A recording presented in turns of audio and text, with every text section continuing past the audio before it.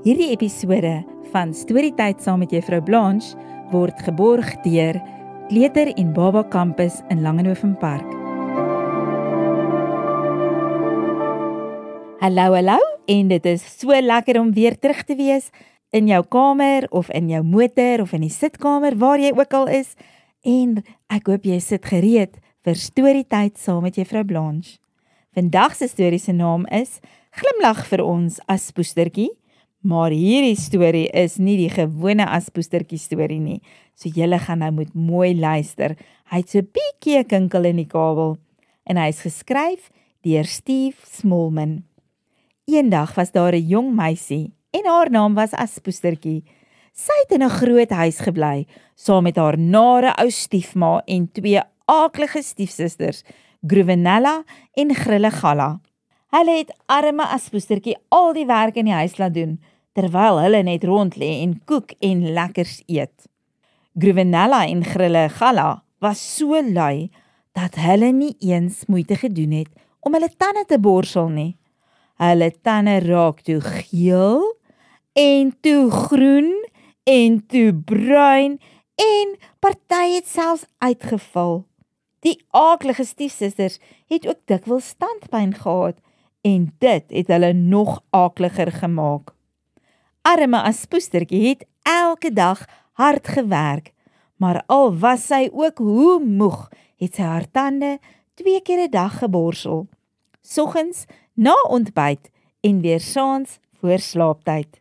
Snags het Aspoestertjie altyd gedroom, sy's getroud met 'n aantreklike prins, en hulle woon in 'n pragtige kasteel, waar sy nooit hoef te werk nie. Nooit, ooit nie. Nie ver van Aspoestertjie hulle af nie, het die aantreklike prins Rupert in 'n kasteel gewoon. Sy pa wou hê Rupert moes trou en het 'n slim plan gehad. "Ons gaan 'n bal hou," roep hy opgewonde uit. "Wat? 'n sokkerbal?" vra Rupert. "Nee, nie 'n sokkerbal nie," sê die koning. "'n dansbal, 'n spoggerige partytjie. Jy gaan die meisie van jou drome ontmoet, en dan trou julle 'n week later." En so gesê, so gedaan. 'n Paar dae later kry almal uitnodigings na die koninklike bal. "Oh, kyk, hier's vir my ook een," snak Aspoestertjie. "Ja, maar jy kan nie gaan nie," grom Groevenella. "Dis reg," gil Grillegalla, "jy het niks om te dra nie." Aspoestertjie moet die stiefsuster se hare borsel. Daarna moet sy hulle help om hulle aandrokke aan te trek. En die aand gaan die stiefsusters en hul ma na die koning se bal toe en los Aspoestertjie alleen by die huis. Aspoestertjie sit op die vloer en begin huil. Maar toe, poef, verskyn daar 'n beeldskone vee in 'n rookwolk. "Wie is jy?" vra Aspoestertjie verbaas. "Ek is 'n towertannie," sê die vee, "en jy gaan na die bal toe, Aspoestertjie." Toef, en hier is haar aandrok. Toef, en daar's vir haar glas skoentjies. Toef, en daar is 'n koets en perde. "Dit is 'n towerdery," roep Aspoestertjie uit.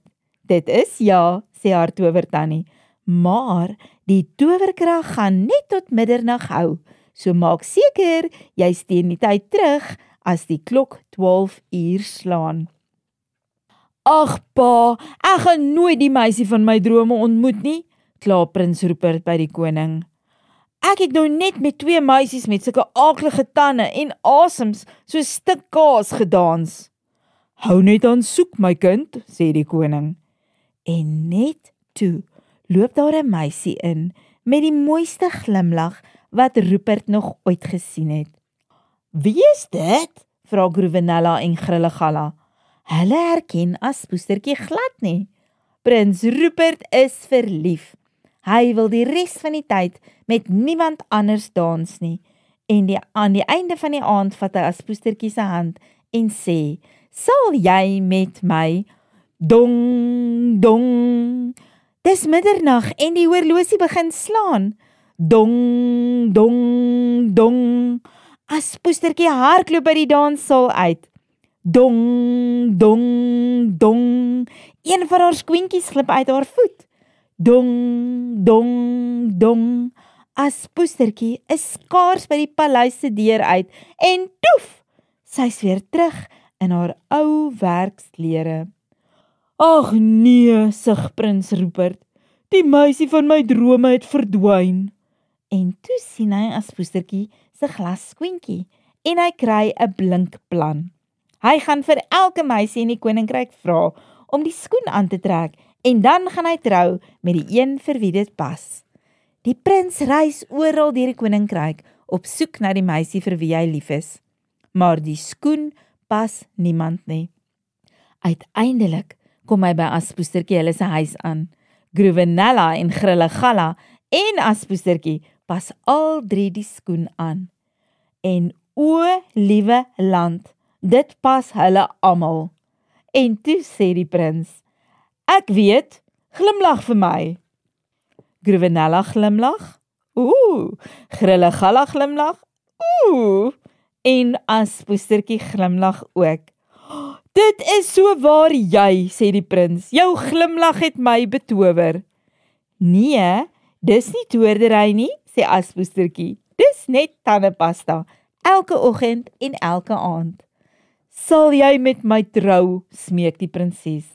Wel, laat ek eers jou glimlag sien, sê Aspoestertjie. Die prins glimlag en hy wys ook 'n ry skitterwit tande. Goed dan, sê Aspoestertjie. En daarna het hulle lank en gelukkig saamgelewe en nog steeds elke oggend en elke aand hulle tandjies geborsel.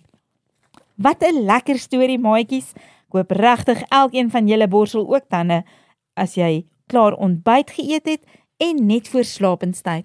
Laat al daai ou kieme en goedjies wat deur die dag op jou tande kom en deur die nag sommer weggespoel kan word, dat jy sulke pragtige wit tandjies soos Aspoestertjie sal hê. Nou toe, dis al vir vandag. Tot 'n volgende keer. Arrivederci maatjies.